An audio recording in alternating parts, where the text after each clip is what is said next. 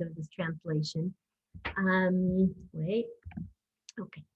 And here we are very much a home for communities of Torah, Avodah, and Chesed, Torah learning, work, which is taking responsibility for the community, and work that has to do with our spiritual work with God. And in the center of this home for communities, we have a Bet Midrash, a study hall to learn. The second context in which I'm here, I have to share is I'm sitting in Jerusalem, and things in Jerusalem are very, very, very tense. First of all, I'm sharing this because you feel the tension on the streets, and I want to think with you today about the mixture of modern ideas, how modern ideas interact with our traditional texts. And I think we must continue all the time to the back and forth between our modern day values, ideas, philosophies, and our traditional text. Otherwise, we run the risk of doing a lot of evil. And I think Jerusalem has such great potential and also just can be ablaze in a minute. And I hope our learning sends good vibes to the people who are now worshiping in the streets here.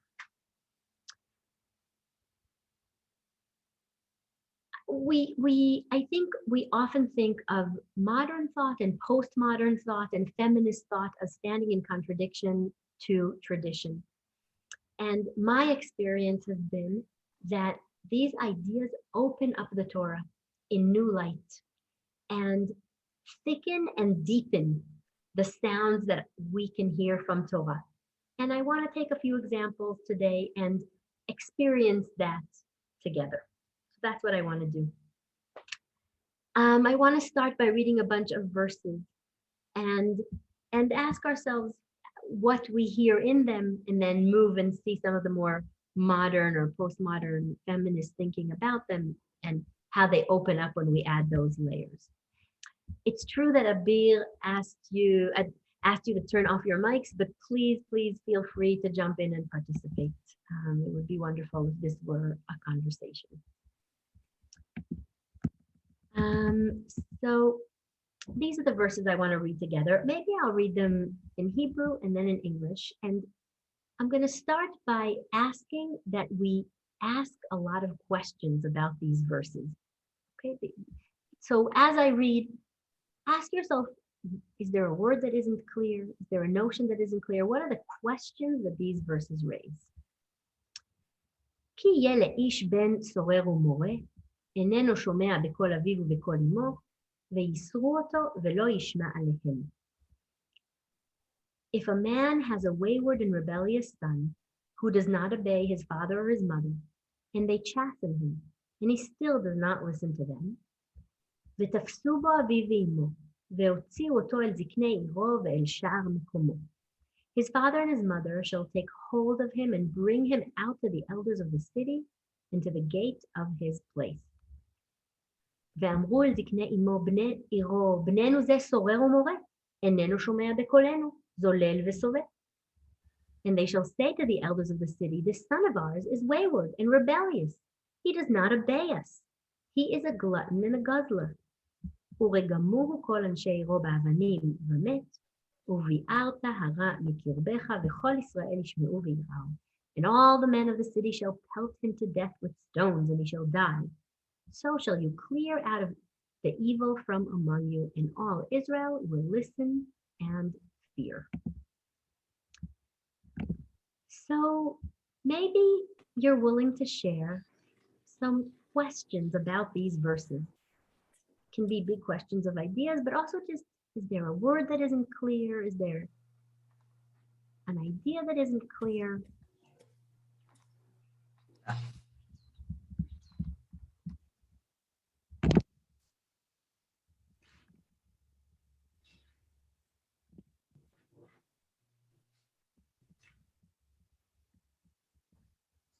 So, hi, Avital. I'm Joni. Hi, Joni.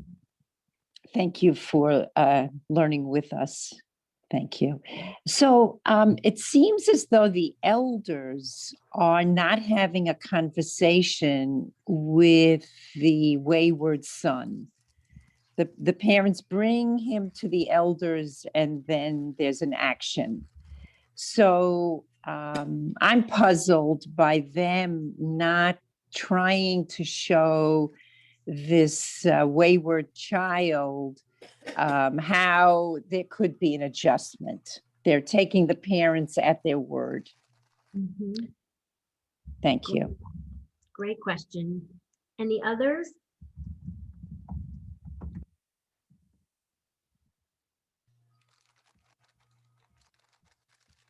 Hi, Yes, my name is Deb. Eleanor. Uh, Go ahead. I can wait. my name's Deb. I just was really curious about who decides the definition of rebellious and what is considered rebellious. And somehow when I think about pelting someone to death, I have to say I'm thinking about a different culture and where people are stoned to death for what other people consider improper behavior, but I might not consider that improper behavior.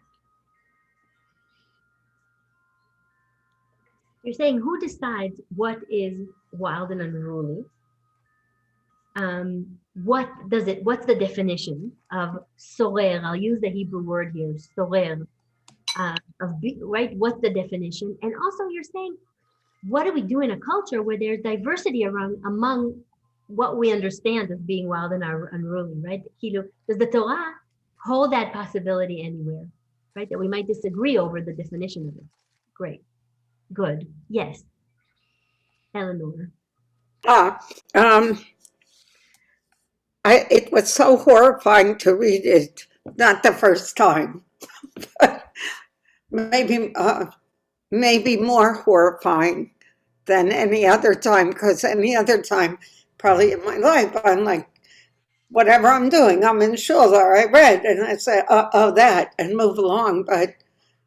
But today, it's just so antithetical to all Jewish values and also human values. It's as if there's no teshuvah possible in life. So that's my she'elah, I think, that how can that be an example for us? Great question. How do we understand this in the context of tshuva? Yes. Yeah, Sheila? How about Mandy? Okay. Any other thoughts or questions? Yeah. Yes. Hi, this is Mandy. I guess my question is, what exactly is it that they think he's doing that is so bad? And is this value or thing that he is doing only specific to him, or could it be something that the whole community could learn from? It's kind of like it's outside the community and only contained to one person. And I don't think that's really how life is. Say one more sentence about that. Well, it's like, I didn't eat my vegetables, so I'm a bad kid. And my parents are really angry with me, but somebody else's parents, if I was eating at their house and she didn't like her vegetables, so what? I mean, I'm taking it to a very basic level. But it's good. like, Mhm. that's what I'm thinking of. Wonderful. So let's look at the first verse, because I think your question stems from the first verse, right? Let's open up that first verse for a minute. Ki yeh leish ben sorer umoreh. I'm going to read it as open as I can, right? I don't know if the word ish is man or person, okay? In Hebrew, we don't have the gender neutral language, okay? So if a person or if a man has a wild and unruly, and that's why I use the term child again, because it's not clear to me if Ben holds the gender of son or is just an offspring. Okay, are we talking just about any relationship? So also these are some questions we want to ask. What are the circumstances we're talking about? Okay. And now we begin to define, right? You guys, some of you asked, what is he doing? And it seems like all he's doing is not listening to his parents. Just like you say, right? If I tell my kid, get off your phone now, and he says no, does he deserve this punishment? Okay, it's crazy. Okay, but it, so what's the extent or what's the depth? What does it mean, the not listening? Okay, so that's the second question. And also, I'm very curious, does he have to disobey both parents? Does the child have to disobey both parents? Because the psukim, the verse seems to say the voice of his father and the voice of his mother. What's the function here of both parents? Okay. Now, this isn't enough, right? There's another step in this verse. They yisruoto, they chasten him. Now, that's also, what does that mean? Okay, what kind of punishment are we talking about? Okay, what kind of attempt to educate him is, right? We ask ourselves about tshuva. Is this the possibility of tshuva? Is this what they're talking about? Okay, but it sounds more violent, right? In Hebrew, it comes from yisurim, which is physical agony. Okay, so how are they educating this kid? And now we learn a lot, because the next piece of the verse is velo yishma elehem. He isn't listening to them. So one thing we can say, I think, already, which is this is ongoing behavior, right? This isn't a kid who just didn't listen and we decided to punish him. There's something repetitive here, okay, about this behavior. It's a repetitive behavior. It's a repetitive dynamic between parents and children. Okay. I'm not great with reading the chat as I'm thinking about you guys. So and also now I lost the chat completely. So any other Can I thoughts? say something? Yes, please. Hi, this is Miriam. I Yes. first came across this passage many years ago. And when, as a single mother, and Dafka, we're reading this on Mother's Day, which I think is very interesting. Wow. Thank you for that context. And when I first came across it, I was a single mother with a teenage son who was very rebellious. And my first reaction in reading it was, oh my God, my Torah knows what I'm going through. And I thought it was wonderful at first reading, and then not really, because I thought it was horrible to stone. I would never do this to my son, but I was struggling a lot with a son who was rebellious. But then I want to say everything that everybody else is saying. It's a horrible thing to do, and the punishment cannot possibly fit the crime, if it is indeed a crime. And what could he possibly do that could fit being stoned to death? So Because there needs to be some understanding. I mean, what I did was I sent my son to what do you call it, a therapeutic boarding program to address the issues. There had to be some teshuva. There had to be another way to deal with it. But, initially I thought, oh my goodness, they understand, the rabbis of old. So that's all I wanted to say. So I want to thank you for that. And I don't want to shun away so quickly from your initial response. And it's human to have, And I think it connects to the comment that Nancy made in the text, in the chat. Nancy asked, didn't the rabbis of the Talmud basically vitiate this law, right? They canceled it out. Was it ever carried out in practice? So it's really interesting, because what happens in the Talmud is that the rabbis say, Ben sorer u'moreh lo haya velo atid liot. He never was and never will be. And then, as usual, which is wonderful in the Talmud, another rabbi pops up and said, what do you mean? I sat on his grave. Okay, so there is a dispute whether this actually ever was.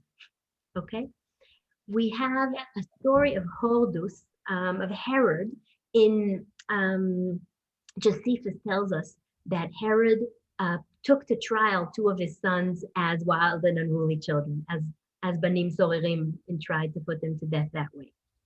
So now the Roman law actually gives parents power over the life of their children. So that might not be so surprising that we hear it with Herod. But I do want us to exist for a minute with your read, which I identify with, that some children are really impossible.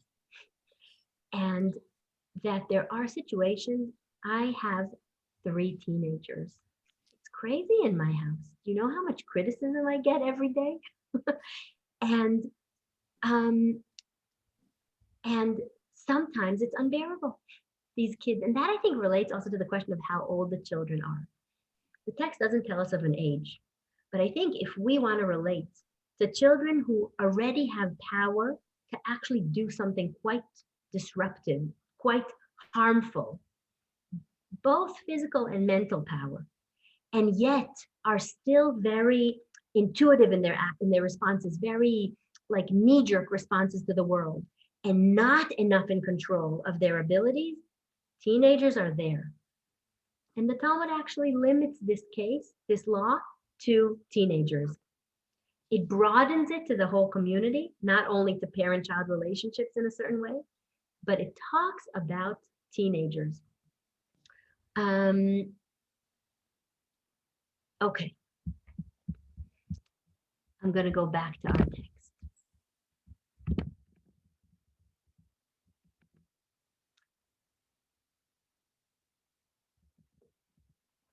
Let's look at the second verse. Any questions about the wording of the second verse? Any other questions about the second verse?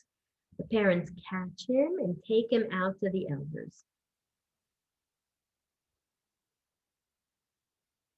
So I'm curious how physical this taking is, okay? The elders are obviously the court. I find it striking that he is taken to the elders of his city and to the gate of his place, right? There's something about communal responsibility for this kid. Okay, in that sense, we already begin to hear some sound that the parents aren't here alone. Okay, the parents aren't here alone vis-a-vis this child. Maybe I'll say one more thing about biblical development, okay, to give it context.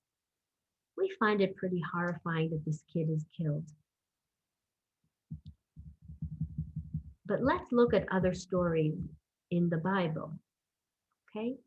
Yehuda finds out that his daughter-in-law is pregnant, not from one of his sons. She actually winds up being pregnant from him. He just doesn't know it yet, okay? And he says, right, about 3 months later, Judah was told, your daughter-in-law Tamar has played the harlot. In fact, she is with child. Bring her out, says Yehuda, and let her be burnt. He demonstrates, right, an attitude that he has complete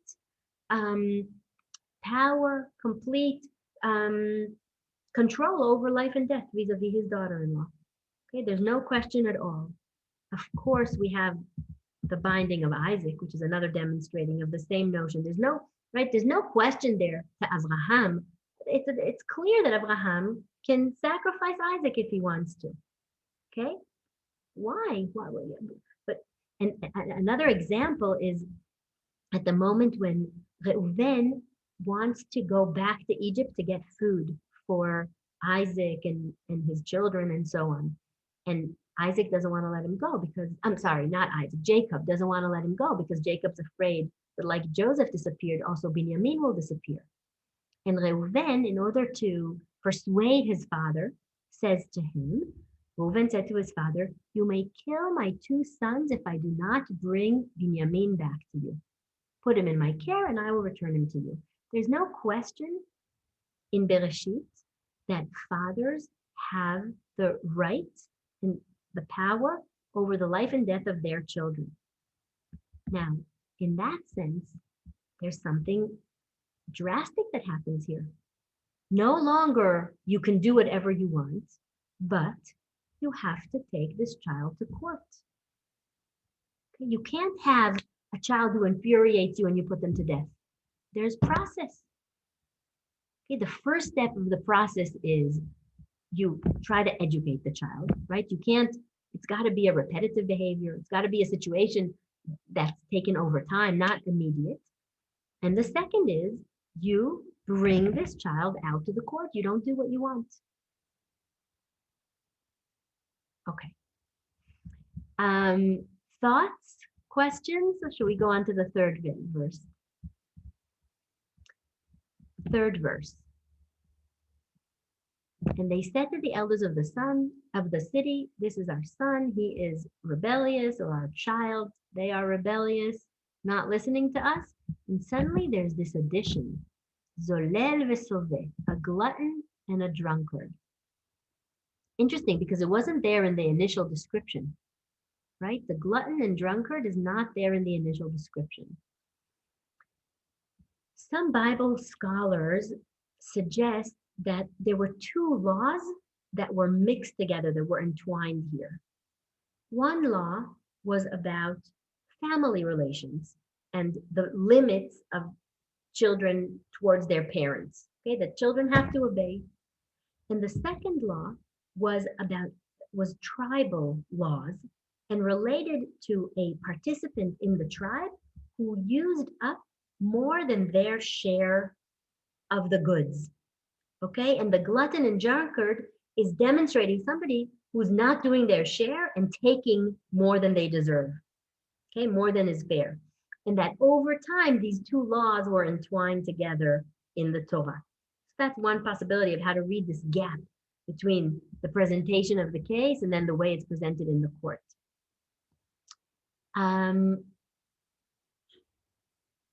Another way to hear it is to say, I often think of the glutton and guzzler or drunkard as, in modern language, I would use the term addiction. But this is a child who's addicted, and that the verses, and we see it even more strongly in the Talmud, kind of boil down the case to the case of somebody who is an addict.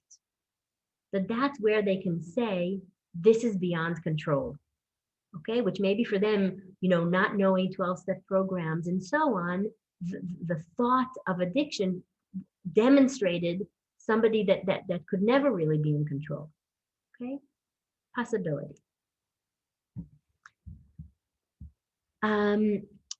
I want to say something about the question that was raised before about process, okay? About process. The Torah often will say, if somebody hits somebody else, he will be put to death. Okay? The Torah often gives you the case and the verdict.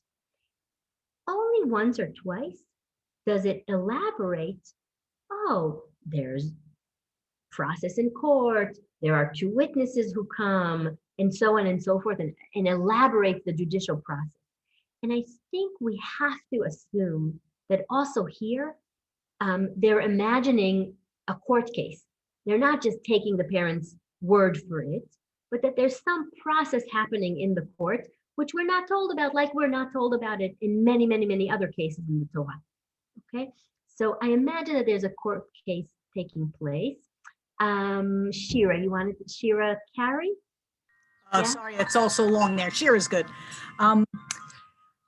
I guess when you brought up the other places in the Torah where there were instances of the parents controlling the life of their children, it certainly didn't make me feel any better. As a matter of fact, it made me feel worse. That children, it made me think about what I hear and learned about people of antiquity, sacrificing children. Like, children didn't seem to have very much value at certain points in time in history.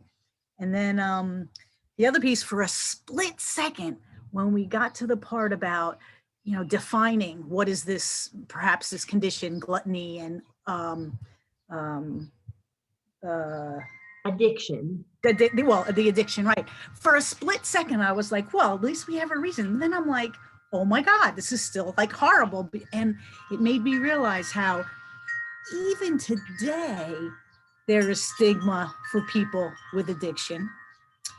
And really, up until, I couldn't say for sure, but I know like the 50s and the 60s for sure, and probably part of the 70s, people with severe alcoholism were hospitalized, so like there still was this, so we're not all that far away in a sense, I was thinking too. I mean, thank God we're not killing the people, but we're kind of disposing of, we easily dispose of, anyway, so those are some of the things that came up as we got to that. Thank you. So I think the main thing I want to echo, I'm smiling because we lost your chimes. They were so beautiful. That our first read of this is so foreign to us. And I agree that as we delve into it, there is something about this that more and more rings familiar.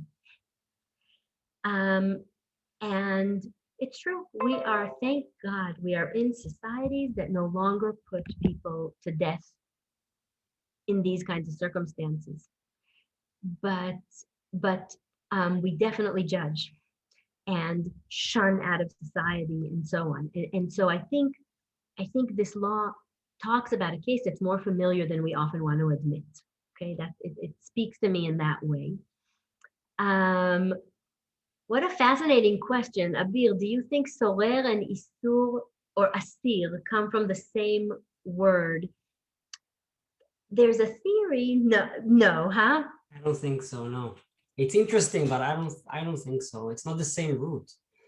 Zeo. So I want to say something about roots in Hebrew. Roots in Hebrew have 3 letters, right? So asir probably comes from asur, forbidden, aleph samech resh. Whereas sorer maybe comes from samech vav resh or samech resh resh. I'll write it here, right? This is one, whereas the other would be this or this. Okay, so it's different roots. But you see that they all have 2 letters in common. And there's a theory that ancient Hebrew, I'm not a linguist, so I don't know if I'm going to use the right terminology here, but had 2-letter roots. And that we often find that there's some connection in meaning between words that have 2 letters in common in their roots. The word sar, just the letters that we have in common, right? Samech resh is to stray. Okay, so asur is something forbidden, right? When you stray. Asir is a prisoner who has strayed, and sorer is somebody who strays. So in that sense, we are in the same family of this is somebody straying in a way that is unbearable for society. Okay, and so the connection is really, really interesting. Thank you, Eleanor. Okay, back to our verses. Let's look at the last verse. Okay, the last verse is the verdict. So I want to assume that we need to read it as the kid did this.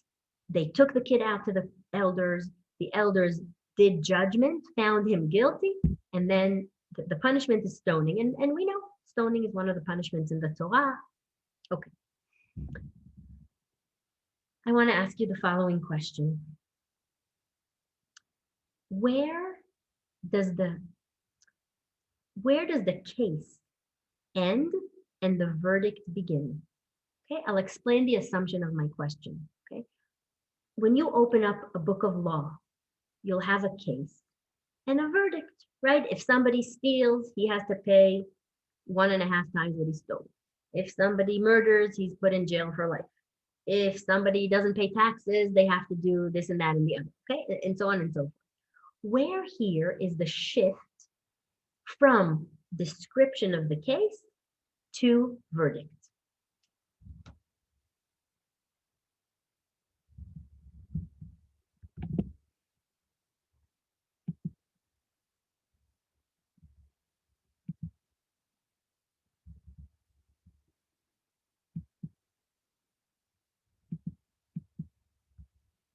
Yes, Madeline.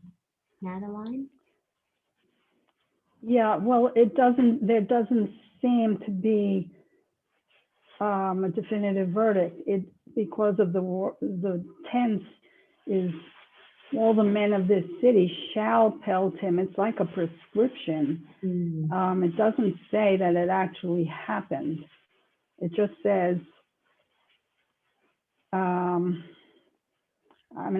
maybe I'm being too literal, but No, you're right that it's told as a narrative, right? You're right. The verbs sound like a narrative. yeah, But I think you're pointing to a significant moment. In other words, if they didn't find him guilty, they wouldn't stone him, right. right? So in that sense, I think you're saying this is the moment of verdict. It sounds like up till now, we've had a description of what happens. I have a wild, unruly child. It doesn't listen to me. We try to do some educating at home, maybe some violent educating at home. Again, there's no listening. Take him out to the court. The court, we make our claims in front of the court. There's a process there. And then the verdict comes of this kid needs to be stoned. Okay, so that's one possible read. Great. Other thoughts, Shira?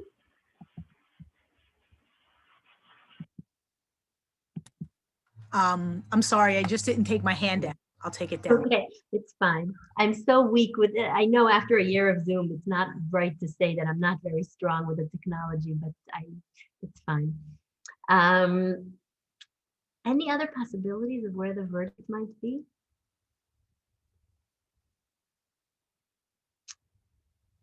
You know, I can say it in a different language, right? We think that judges have freedom, but it's not true. At a certain point, if a judge finds somebody guilty, they can't say, okay, but I like you, you can go, right? They have to give a certain punishment that the law dictates.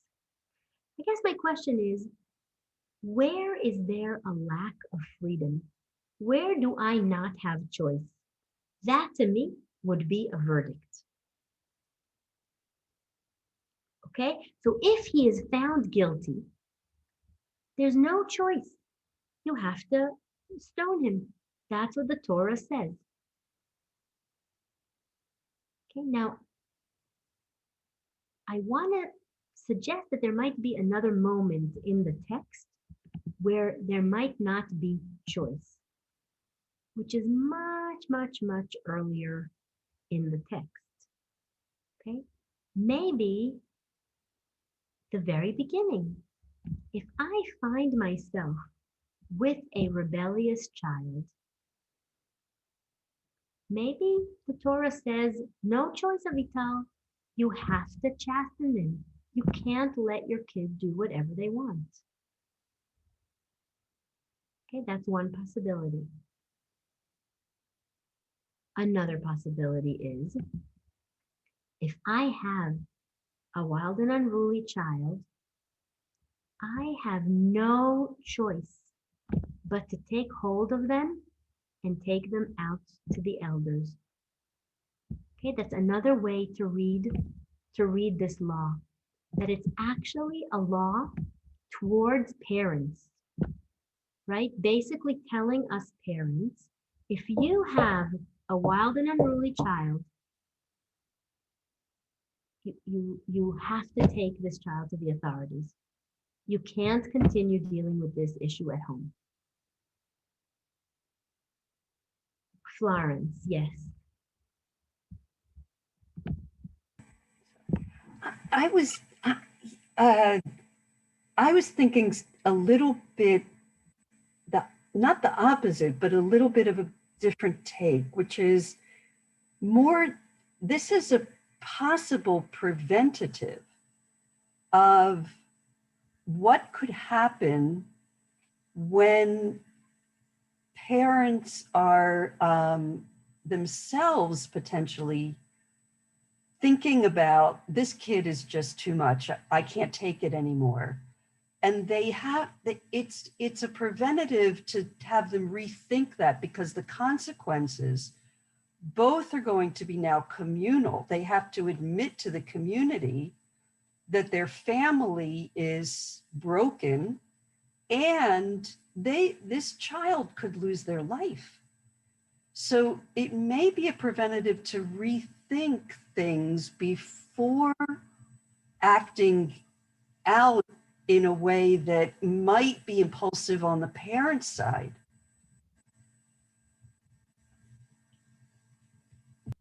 Good. You're saying there's different implications to this lack of choice,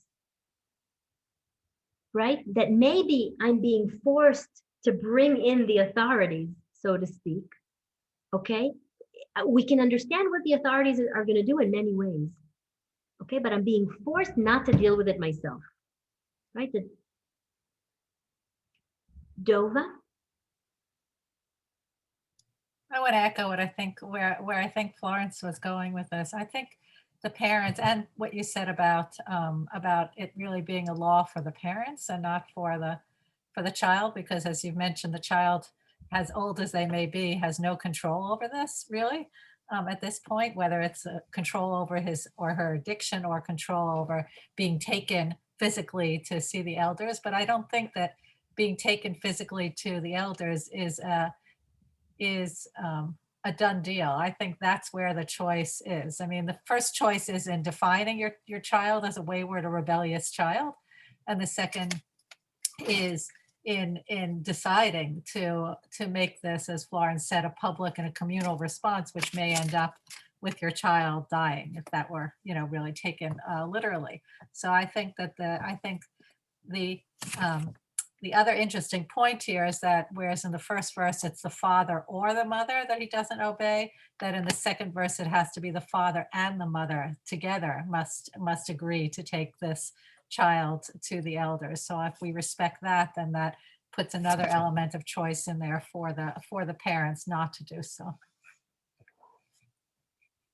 The way you think about it, Florence and Dova, do you think no parents will actually ever choose to take their kid out because the kid might be put to death? I would hope so. I think it's a real, I think if you think you're going to be responsible for the fact that your child's put to death, you really think long and hard before that kind of consequence is something you agree to. Mm-hmm. I think that there are times of desperation, and that this child might be also dangerous for the neighborhood, starting a fire. There's so many factors in that kind of desperation and exasperation.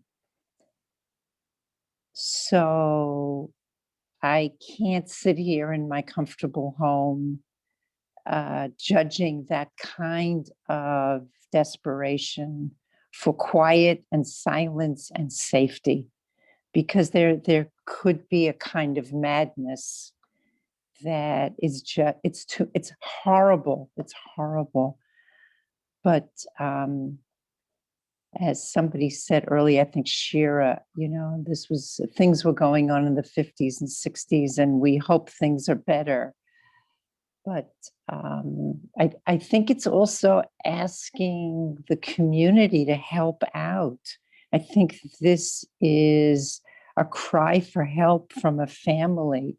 And I think the text is also saying that there are things that are too much for us as individuals, and we need the elders, we need the community to support us. And maybe the community can help us gain insight and give us strength to something that is overpowering us, and that we're really worried we may do the wrong thing. So I'm throwing this out to you because it's too much for me. Thank you. Miriam? Well, again, talking personally, what Joni's referencing, when that was the situation for me with my son, I went to not my elder, but I went to Rowley. who said what I was doing was saving my son's life by his going to that wilderness program. A lot of the people on the screen know about this. So I mean, we're way, way past that now. But it was a situation that I was very worried about. And I had adopted him from Peru as a baby. And Rolly had said to me, you saved his life once, you're saving his life again. And he even quoted a passage from the Talmud or Torah. And I don't remember what it was now, but he found a passage that really spoke to saving a child's life, not stoning him to death. And it really calmed me. And he supported what I was doing. Not said go out and stone him to death, but save his life in this way. So yes, Joni, there are times when you need your community support, not to stone, but to save. Thank you, Miriam. Yes, Eleanor.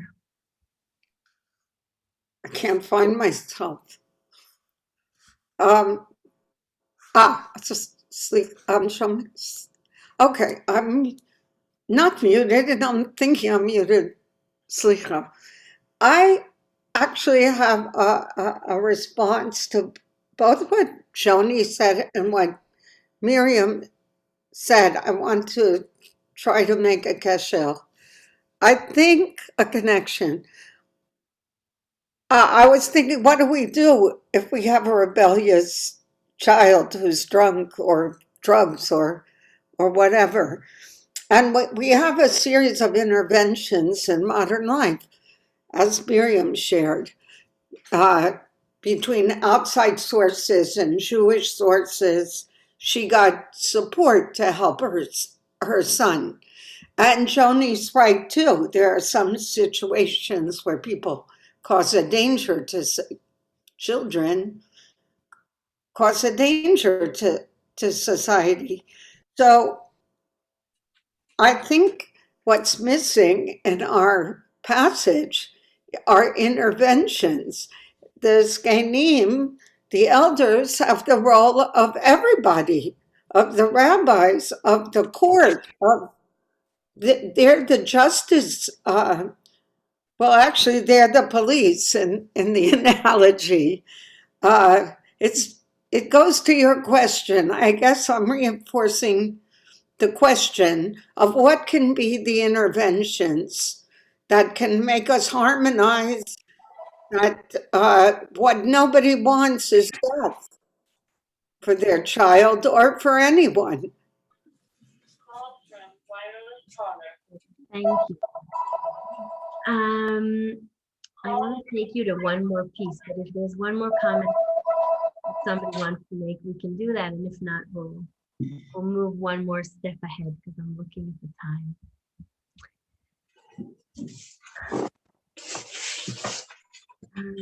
Okay.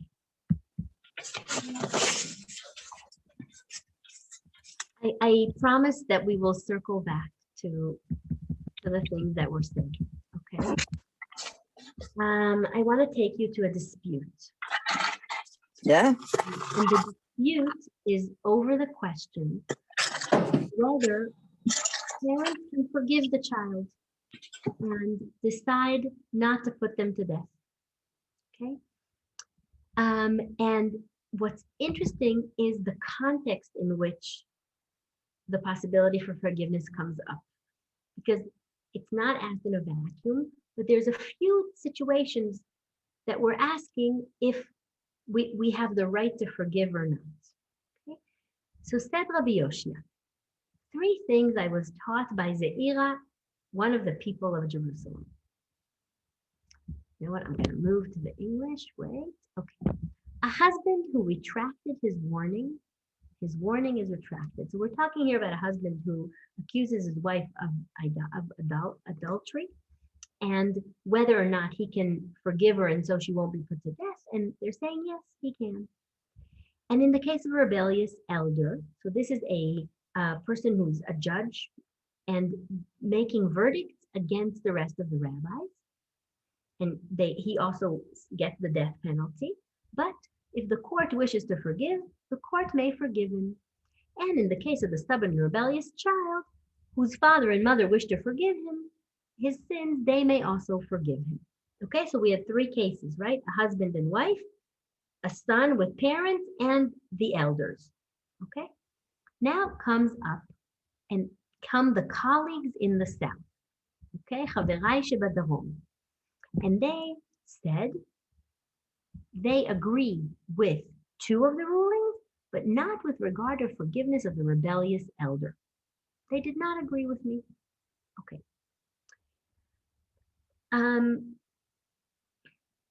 What's the difference between the elder versus the son and the wife that can be a prism to help us understand what they're actually arguing over? Okay. Now, clearly we're talking about very different realms of life, right? One is the private realm and family relations. And there, everyone agreed, both Ze'ira and the man from Jerusalem and the people in the south, that parents and partners can forgive each other even for challenging and very challenging things that happen in their relationship. Whereas where it comes to the elder, at least the colleagues from the south don't think that the rabbis have the right to forgive. Okay. Now, why do I point this out? Because I think another thing we want to notice in the verses is the shift from the private to the public. Okay. The first two verses are described, or the first verse, the case, is something that's happening in the private realm. Okay. And then there is a moment of v'tafsu oto, right, of holding on to this child and doing the shift from the private to the public. And some of your comments about our need sometimes for community to support what's happening in the home echoes an intuition in the verses that sometimes you need to take this out. Okay? Sometimes you need the help of others. I guess I want us to read with an open heart the possibility that regamuhu, that the death penalty isn't always the outcome, right? Some kids might be put to death, but some might not. Okay, that there is an honest moment of judgment here, which is also a moment of receiving support. And now I'm going to use some feminist thought to kind of play it out. Okay, so I'm doing a little bit of a game, but I think it helps us understand the law. Okay, I want to read a very small, just a couple of sentences by Kate Millett, and I want to ask how she would understand our law. Okay, the law of the wild and unruly child. So Kate Millett says the following: the chief contribution of the family in patriarchy is the socialization of the young, largely through the example and admonition of their parents into patriarchal ideology. As cooperation between the family and the larger society is essential, else both would fall apart.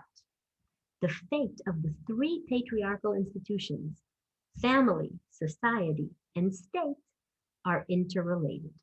Okay, now she obviously is doing a critical read of social structures, and she's basically saying when the little patriarch is in trouble, the big patriarch is in trouble. And so if there's a kid doing trouble at home, the king is in terror that his power is going to collapse as well. And so the king, or in our case, the Torah, goes into the private sphere and says, I better control what's happening at home, because patriarchal structure, one is based on top of the other. And if the home collapses, all of patriarchy will collapse.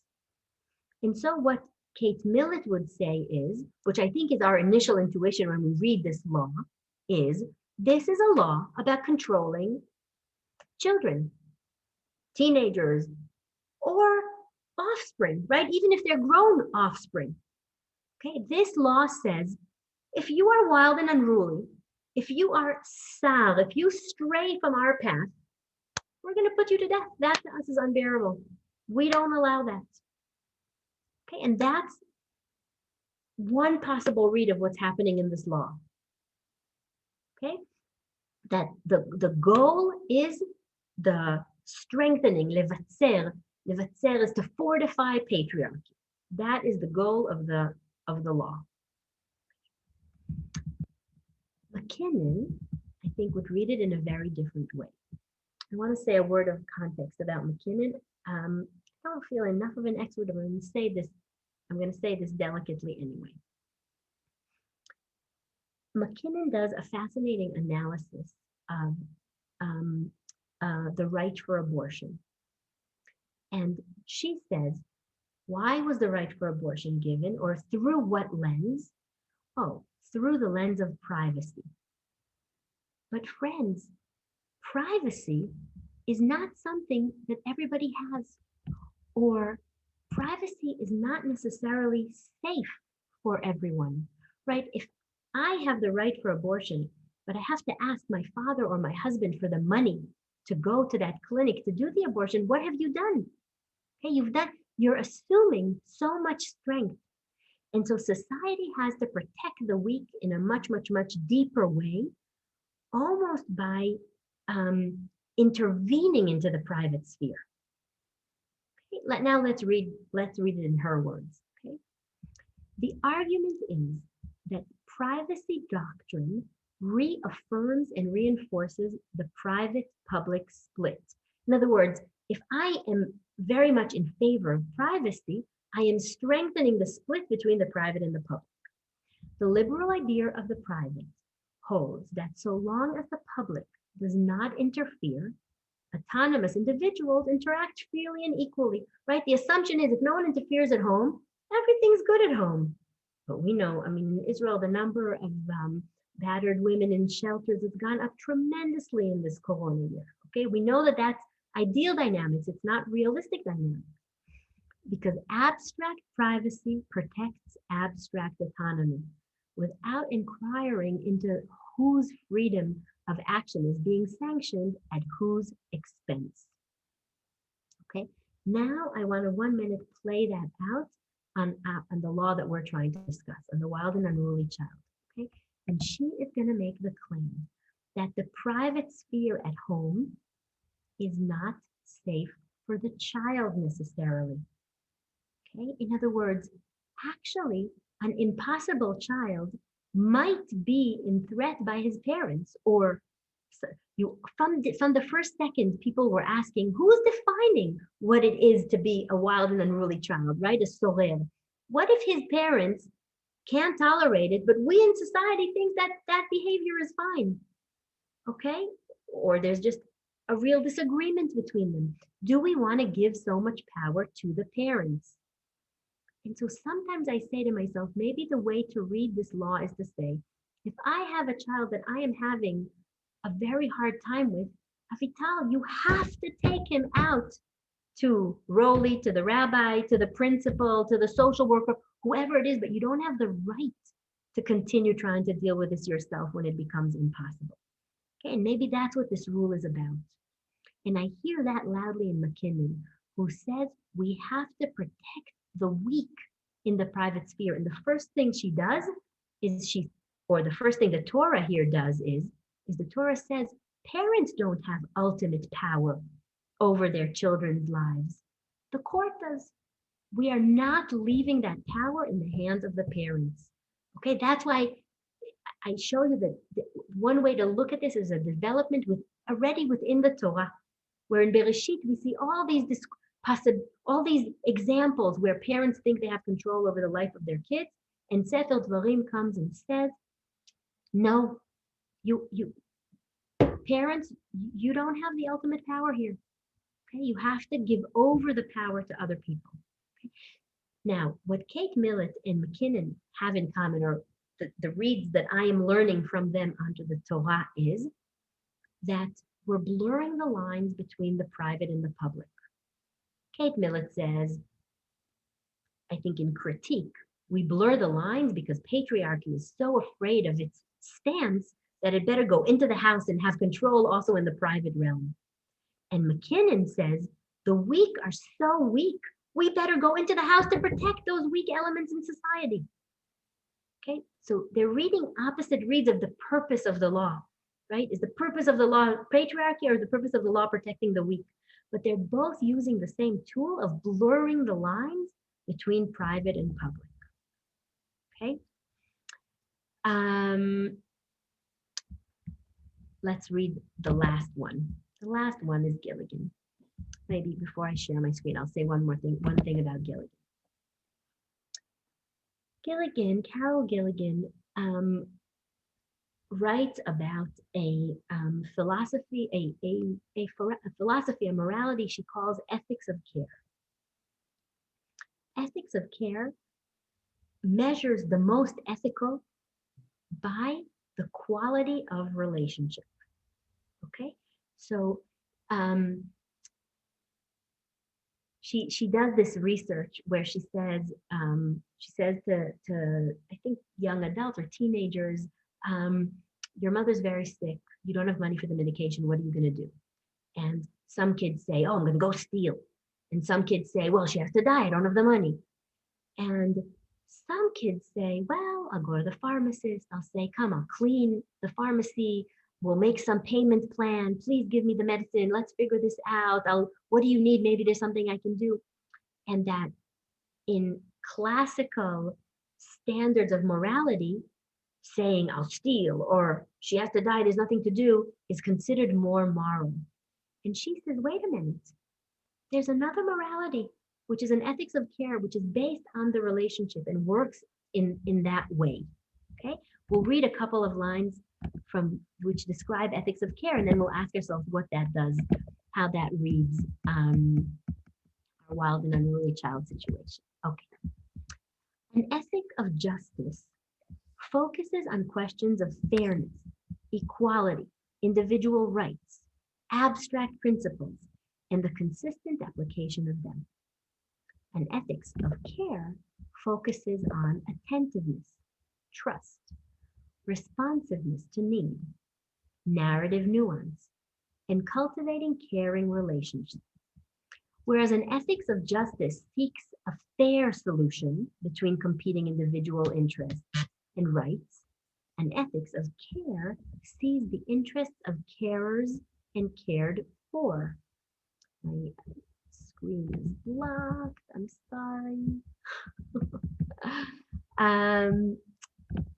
The interest of carers and cared for as importantly entwined rather than as simply competing. Whereas justice protects equality and freedom, care fosters social bonds and cooperation. Okay, so we see here really totally different scales. And now I want to go back 1 minute to the wild and unruly child, and I want to make the following suggestion of how we can read this law. My child is rebelling against me terribly. And then the Torah says I have to take this child out to the elders.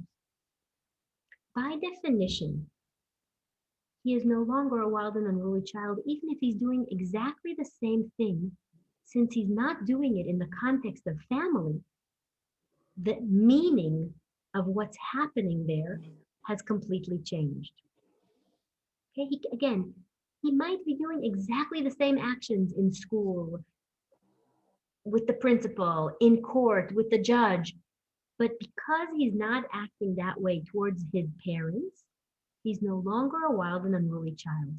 So changing the context changed the meaning of the interaction, the meaning of the action. Now, imagine this court. It doesn't tell us what's happening in this court, but I can imagine a process by which outside of the home, suddenly maybe there's an ability to talk about the relationship, to talk about what's happening. And I think that might be an ethics of care read of this law. That's a read which insists on holding on to the distinction between the private and the public, right? Unlike McKinnon, who said, go into the private, you have to protect the weak, right? The Gilligan read, the ethics of care read might say, hold on to the distinction between the two, because you can utilize it to strengthen the relationships. Because outside of the home, maybe you can talk about what's happening in the home, and you can talk about the relationship in a context that is less loaded, okay? Less immediate, less fierce, less intense, okay? And things can happen there. There's a sentence in the Talmud that, which I quoted before, that Ben Sorer Umoreh lo haya velo atid להיות, that the wild and unruly child never was and never will be. And I sometimes think to myself that we never stone a child if we actually obey the law, because the law is a guideline of how to deal with these challenging situations. And what we're being told is, here is a pathway how to begin neutralizing this impossible situation. Take the child out of the house, have the community help and support, and maybe that way you don't get to a situation where you have to stone the kid, because there'll be a neutral space with which to work on the relationship. A comment or two before I summarize? Yeah. Thank you, Mandy. So,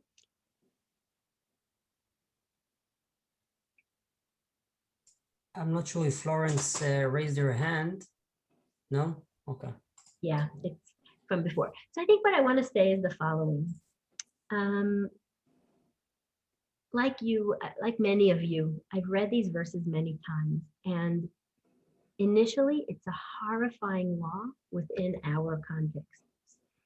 And I actually feel that the diverse voices of feminist thought enabled me to see in it both a story I could relate to and had to admit that was familiar, that I could recognize around me, both, you know, kids when I was growing up and kids in my community and interactions in my home and so on. And that it opened up for me very different windows in how to understand this law, and how to see it. And I guess it's another way to be thankful that we live in the modern world that is giving us new ideas that open up also Torah. Wonderful to learn with you on Mother's Day, this complicated text. Thank you so much for the time and sharing your thoughts. Thank you very much. Thank you. Thank Wow, you. this was amazing. Thank you so much for such Thank you. a journey through that text and about that subject. And thank you all for joining us. I hope you enjoy it. Next month, we will discuss with Dr. Yael Avrahami from Oranim College. And I hope to see you all there. תודה רבה. Avital, thank you, Avital. Yeah. You're תודה wonderful. רבה, תודה רבה. Thank you. שבוע Thank you. טוב. Yashiko, Thank thank you. Thank you very much. Thank you. Thank you so much. תודה רבה. אביטל, תחכי איתי שנייה אחת. בסדר.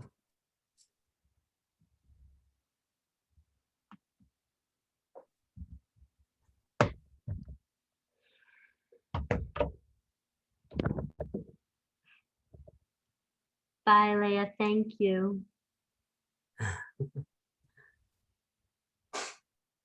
אז איך היה לך? איך היה? איזה מדליקות. כן, היה מקסים, האמת שזה לא תמיד ככה. כן. כן, באמת זה לא תמיד ככה, זה היה ממש, הרגשתי שנגעת בהם, כאילו גם עם הנושא וגם עם הדיון סביב זה. אין כמו ללמוד עם נשים מבוגרות, זה הדבר הכי מרגש בעולם. באמת. כן. כי מביאים את הניסיון חיים, ואיזה כיף. זה מקסים, הם גם יודעות לא מעט, כאילו, הם מכירות כן. טקסטים. כן, זה מרשים, ממש מרשים. רגע, אז רציתי לשאול אותך לפני שזה, מה לגבי התשלום? קיבלת אותו כבר? רק שאני אדע איפה זה עומד. אני לא חושבת. אוקיי. יש שתי אפשרויות. כן. אתה יכול לשלוח אותו למכון הדר בניו יורק. אוקיי. אם זה מקל על החיים, כאילו אנחנו באמת ארגון אחד במובן הכלכלי הזה. כן. כן, אתה יכול לומר שזה עבור הדר ישראל, או עבור שיעור של אביטל הוכשטיין, כן, אם זה מקל על החיים זה הכי פשוט. לקשר אותך שם למישהו? זה פשוט יהיה הכי מהר, לא, יש את רבי אלי, נכון? אלי ו... קנטר? קנטר, נכון, אתה יכול, אני חושבת אני לא בטוחה שיהיה בן אדם שעוסק בכספים שם, אבל היא תפנה אותך למי שכן. כן, אני גם די בטוח שהם כבר את יודעת, כאילו הם כבר ברשימה של, כן, אז יהיה פשוט. אז אם זה הכי פשוט, תעשה את זה ככה. אוקיי, בסדר גמור. תודה על ההזדמנות, זה נורא כיף, באמת יש לי געגועים. בשמחה, ואני... לא יודעת אם אתה רואה את רולי, אבל אם כן, אתה יכול למסור לו דש. אני אמסור לו, וגם רשמתי לפניי לנסות ולייצר עוד הזדמנויות לעבוד איתך. ממש ממש בשמחה, אני מאוד אשמח.